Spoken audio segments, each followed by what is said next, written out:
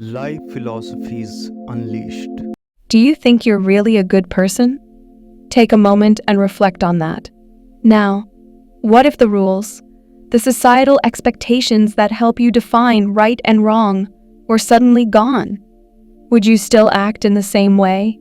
It's easy to believe we'd stick to our values. But Philip Zimbardo and George Orwell, through their powerful works, challenge us to think otherwise. They bring up an unsettling idea that our morality might not be as solid or as independent as we'd like to believe. Think about it: are your actions guided purely by your inner moral compass? Or are they influenced by the structures around you? Whether it's the expectations at work, the laws of society, or even unspoken social norms, these forces often shape our behavior in ways we don't realize. Zimbardo's work shows how easily people can be swayed by their environment, while Orwell highlights how societal systems can warp even the best intentions.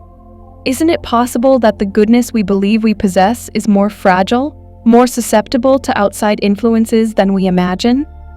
What if, under the right or wrong circumstances, our morality could shift or even crumble?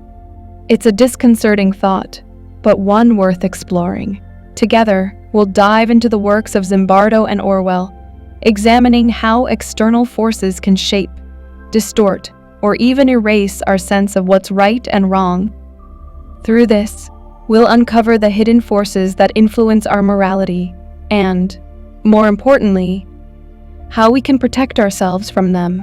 Ready to challenge your beliefs about goodness? Let's dive in. Have you ever wondered how much of your behavior is truly yours? We like to think that our actions come from our inherent values, our sense of right and wrong. But what if the environment around us is playing a much bigger role than we realize? Philip Zimbardo's work, especially in The Lucifer Effect, reveals just how much context can shape human behavior, and not always in a good way. Zimbardo's Stanford prison experiment is a prime example of this. Ordinary people, who entered the experiment with no malicious intent, were placed in a situation where some were given power, and others were stripped of it. Within days, the participants began to take on the roles assigned to them in disturbingly real ways. Those in positions of authority became cruel and abusive, while those in positions of submission became passive and helpless. This wasn't a reflection of their inherent morality. It was the power of the environment influencing their actions. The lesson here is profound. It's not always who we are, but where we are that shapes what we do. Zimbardo's work reveals the hidden forces that can distort our sense of morality, often without us even noticing. And if ordinary people, like you and me, can be swayed so easily by a change in context, what does that say about the strength of our moral compass? Are we as in control of our actions as we believe? Or is the environment subtly pulling the strings? These are questions worth pondering as we navigate the complexities of modern life. The next time you find yourself in a situation where your values are tested, remember, the context might be more powerful than you think. With so many external forces pulling at our sense of morality, how can we defend ourselves from falling into the same traps Zimbardo's subjects did? The answer lies in cultivating self-awareness. In today's world, we're constantly bombarded by messages, expectations, and pressures, whether from social media, workplace demands, or even our personal relationships. It's easy to lose sight of our inner values when the external world is so loud. But that's exactly why practices like meditation and mindfulness are more important now than ever. Self-awareness is like a mental shield. When we take the time to reflect on our thoughts, actions, and the influences around us, we create a space between ourselves and those external forces. Meditation, for instance, helps us develop an inner stillness, a calm amidst the chaos, where we can listen to our true selves. By regularly checking in with ourselves, we strengthen our ability to recognize when something feels off, when an action or decision doesn't align with our core values. But self-awareness isn't just about noticing what's going wrong, it's also about cultivating discernment. Discernment allows us to see beyond the surface, to question not just the actions we take, but the motivations behind them. Are we being kind because it's genuinely who we are, or because we want to be seen as kind? Are we following the rules because they're right, or because we fear the consequences of stepping out of line? Zimbardo's work shows that without this inner strength, even the most virtuous among us can lose their way when the situation changes. Strengthening the mind with awareness helps ensure that we remain anchored no matter the pressures around us. Now let's take a look at George Orwell's perspective. If Zimbardo shows us how environments can distort individual morality, Orwell reveals a deeper paradox. How can we be good in a system that is inherently flawed? Orwell's works, like 1984 and Animal Farm, paint a picture of societies where those in power manipulate the rules for their own gain, leaving little room for true morality to flourish. In these dystopian worlds, even those who try to act with integrity find themselves crushed by the weight of a corrupt system. This is Orwell's paradox. In a world designed to reward conformity and punish dissent, being good often means going against the grain, and yet even this resistance can feel futile. Imagine trying to remain honest in a workplace where dishonesty is rewarded, or standing up for justice in a society where corruption runs deep. It's exhausting, and often it feels like no matter how hard you try, the system will always win. But here's where Orwell's insight becomes crucial. He shows us that being good isn't just about following the rules. It's about questioning the system that created those rules in the first place. In a corrupt world, goodness becomes an act of rebellion, a stand against the forces that seek to erode our sense of right and wrong. Yet, even this act of rebellion can sometimes seem pointless, as the system continues to perpetuate injustice. Orwell forces us to ask ourselves, is it enough to be good? Or do we need to fundamentally change the world around us to make goodness possible? In today's world, it's easy to fall into the trap of performative morality. We've all seen it, people doing good things for the sake of appearances rather than out of a genuine sense of justice or compassion. Whether it's posting on social media about charitable acts or adhering to societal norms just to avoid conflict, this kind of morality is more about meeting expectations than living with integrity. But does this kind of goodness actually mean anything? Orwell and Zimbardo's works reveal a deeper truth. Morality that is guided by external validation is often hollow. When we act just to please others or to maintain an image, we lose touch with the deeper, more authentic sense of what it means to be good. It's like wearing a mask, presenting a version of ourselves that society expects, while our true motivations lie hidden. This illusion of morality is dangerous because it creates a false sense of righteousness, making us believe that we are good simply because we follow the rules or meet societal expectations. But here's the problem. Rules can be flawed, and societal expectations are often driven by forces that don't align with genuine goodness. Zimbardo shows us that blindly following the rules can make us complicit in systems of harm, while Orwell highlights how conforming to societal norms can perpetuate injustice.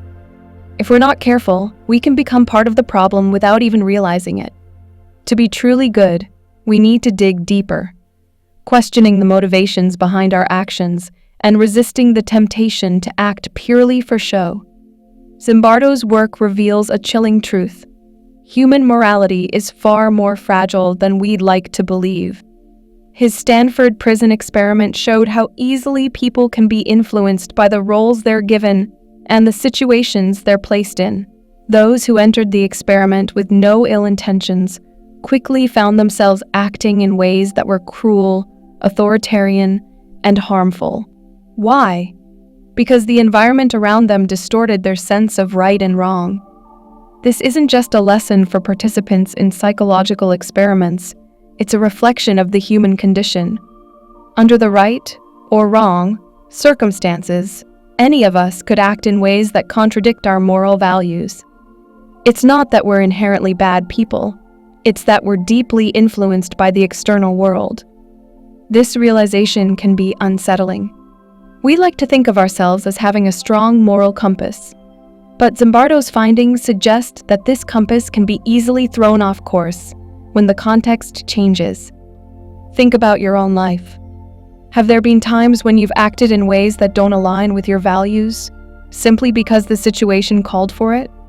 Maybe it was peer pressure, or the fear of consequences, or just the overwhelming influence of the environment. Whatever the case, Zimbardo's work shows us that these moments aren't as rare as we might think. Human morality is fragile, and unless we actively work to strengthen it, we risk losing our way when the situation becomes difficult. Orwell's work takes Zimbardo's findings a step further by exploring what happens when the very system we live in is designed to erode our sense of morality. In 1984 and Animal Farm, Orwell presents dystopian societies where those in power manipulate the rules to maintain control, leaving little room for individual morality. In these worlds, even those who try to act with kindness or justice find themselves trapped by the system, unable to make a real difference. This raises a troubling question: is being good enough when the world around us is corrupt? Orwell's characters often find themselves in situations where their desire to do good is thwarted by forces beyond their control. It's as if the system is rigged, designed to crush any attempts at genuine morality. This creates a sense of hopelessness, where even the most virtuous acts feel futile in the face of overwhelming corruption. But Orwell's work isn't just about despair, it's also a call to action. He challenges us to recognize the limitations of individual morality in a corrupt system and to find ways to resist these forces. It's not enough to simply be good. We need to actively question the structures that shape our sense of right and wrong. In a world where power is often used to perpetuate injustice, being good becomes an act of defiance. But as Orwell shows us, this defiance can be exhausting, and the road to genuine goodness is often filled with obstacles. The question is, are we willing to walk that road even when it feels like the odds are stacked against us? In a world where external forces constantly shape our behavior, how can we protect our morality? The answer lies in developing a strong internal moral compass, something that isn't swayed by societal expectations or pressures, but guided by a deep sense of what is universally just. This compass isn't something we're born with. It's something we cultivate through self-awareness, reflection, and a commitment to living with integrity.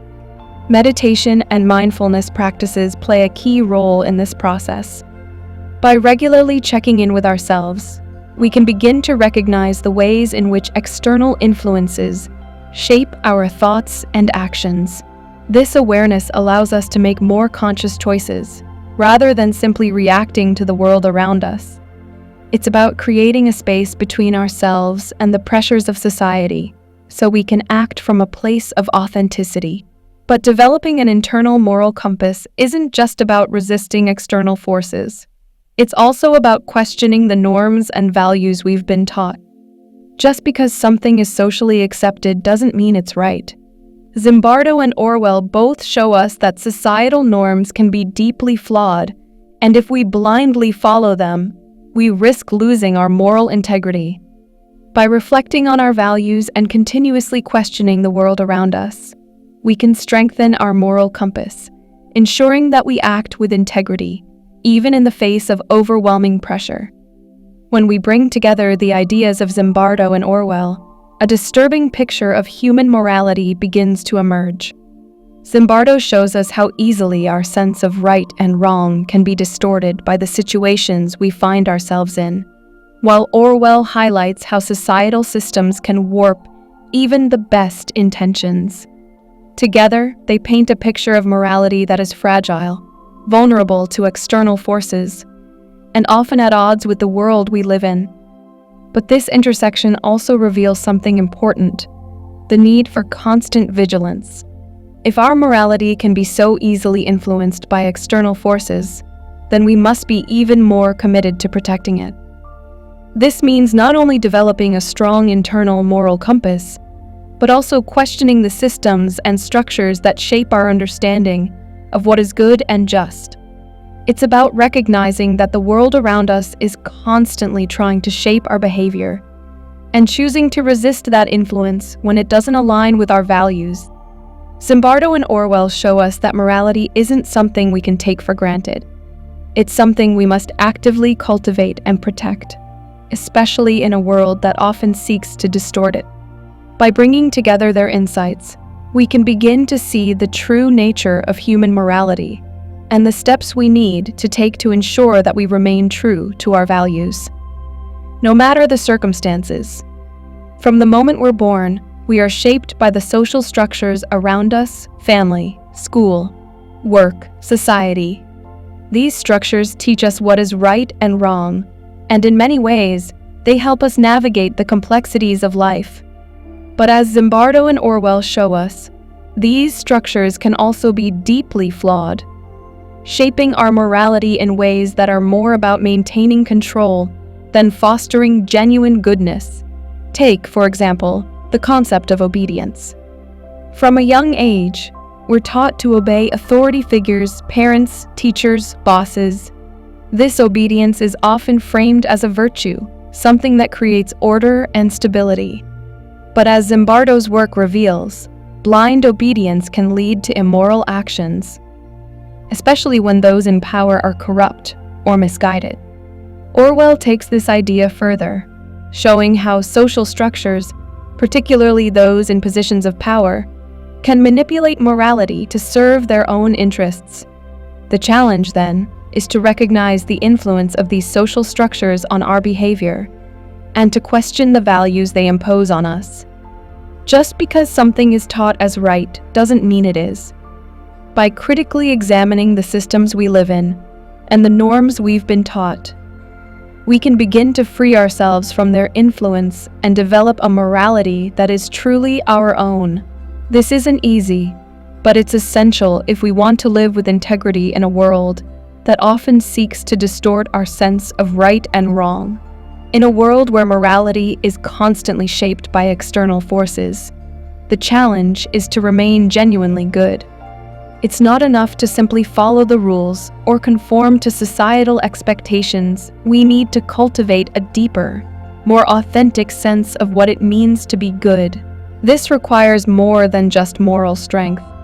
It demands self-awareness, critical thinking, and the courage to resist the pressures of a flawed system. Zimbardo and Orwell both show us that true goodness isn't easy. It's not something we can take for granted or assume will come naturally. Instead, it's something we must actively work towards, constantly reflecting on our values and questioning the influences around us.